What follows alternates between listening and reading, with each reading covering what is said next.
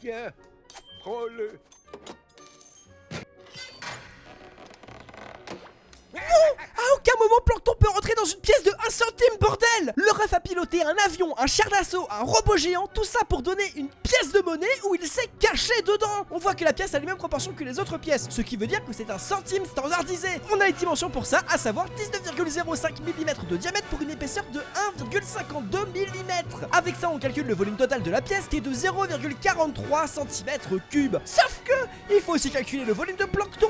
Il a une forme cylindrique de 5 cm de haut pour 1,5 cm de large avec des bouts arrondis, ce qui veut dire que son cylindre a un volume de 8,84 cm3. Y'a pas un souci là? Il y a un énorme problème de taille, littéralement. Ça veut dire que Plankton devrait se replier sur lui-même et diviser son volume par 20, The Bee. 20!